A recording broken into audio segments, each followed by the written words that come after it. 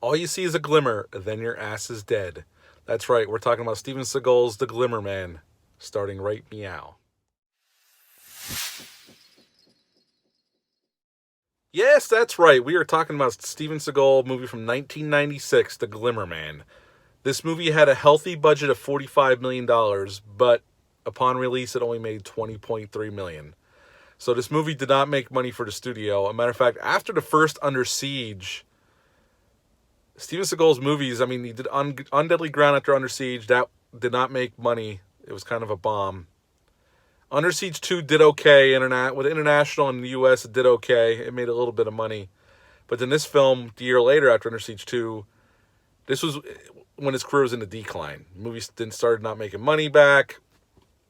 He had this movie, and the year after, he had a movie called Fire Down Below, which I do like a lot, but that movie was a bomb, too. Matter of fact, that had an insane budget for that film. I read it was like $60 million, which seems insane to me.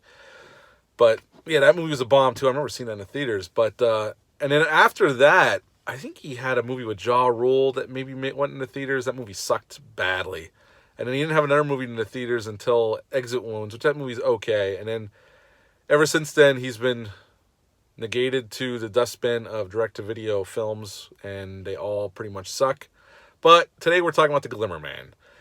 In this film, Steven Seagal plays a cop named Jack Cole. In this movie, he's teamed up with Keenan Ivory Wayans as a detective Jim Campbell. Bob Gutton's in this movie as Frank Deverell. The great Brian Cox is in there as Mr. Smith. And it's directed by John Gray.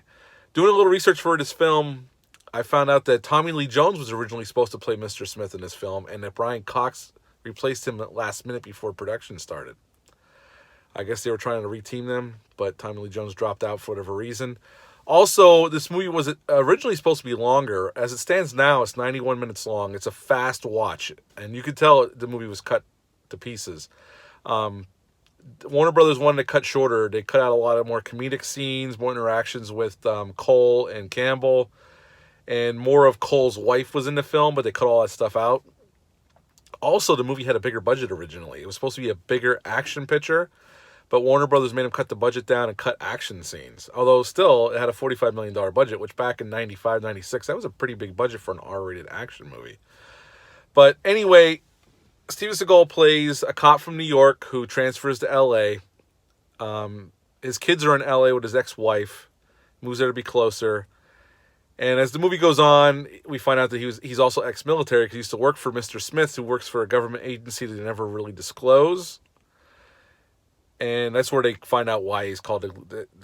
Brian Cox explains to Bob Gutton, who's a bad guy in the movie, selling chemical weapons, who Jack Cole is, and he explains why he's the Glimmer Man. All you'd see is a glimmer, and then you'd be dead.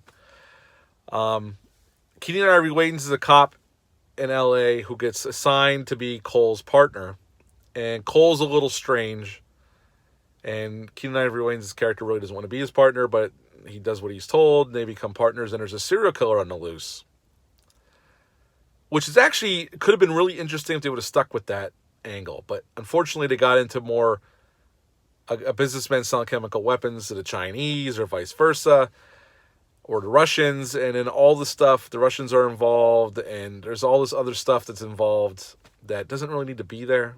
I think it would have been interesting if they would have stuck with the serial killer angle. But they didn't. The serial killer angle only lasts for a little bit portion of the movie, and they find out that Bob Gutton's character, Frank Deverell, is the main security guy, is killing people in the same way as the serial killer to throw off the scent of what they're doing, to cover up killing people that know about what they're doing, what they're selling.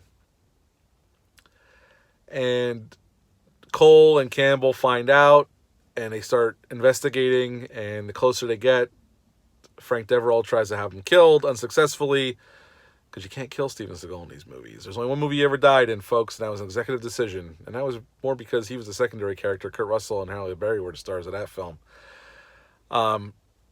And we get action scenes throughout, and the action scenes are fine. They're hardcore R-rated action scenes.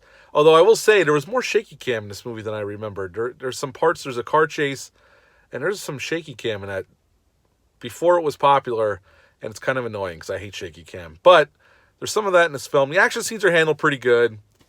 I mean, there's a car that blows up for no reason during the one car chase.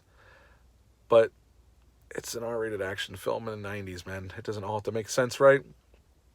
But the story is it's cut to shit big time. But if you're just going to watch Steven Seagal kick ass, you can watch, and Keenan Ivory Wayans has a few funny lines, and there's some cool interactions. It's a fine R-rated action film that you can have fun with. It's not one of Steven Seagal's better movies, but I enjoy watching this every once in a while. Like I said, it's 91 minutes long. It's a quick watch. There's problems there for sure. There's story details that are left out or omitted or cut out because, like I said, Warner Brothers had to cut down to 91 minutes. Originally, it was going to be longer. And some of the more interesting parts of the plot, they just ignore and just go on to this other conspiracy with Bob Gutton's character and his security team and Brian Cox. And like I said, Brian Cox, all the actors do fine with what they have to be given. I mean, Steven Seagal, again, is not the best actor. Keenan Ivory Wayans isn't the best actor either, but he's okay in the movie as well. Overall, it's a fun R-rated movie. I'd give it a 6.75 out of 10. I can still have fun with this. It's not great by any stretch of the imagination. It's okay. It's not one of Steven Seagal's better ones. And like I said, this was later on his theatrical career, right before he was negated to direct-to-video status. But yeah, 6.75 out of 10 for me for the Glimmer Man. It's, like I said, it's a quick watch. You can have some fun with it, but overall, it's okay. It's an okay action movie. That's it for me for the Glimmer Man. I will be back soon with another review. If you like this video, hit the thumbs up, hit the subscribe button, share this video, and I will be back soon. Thanks, and have a great day.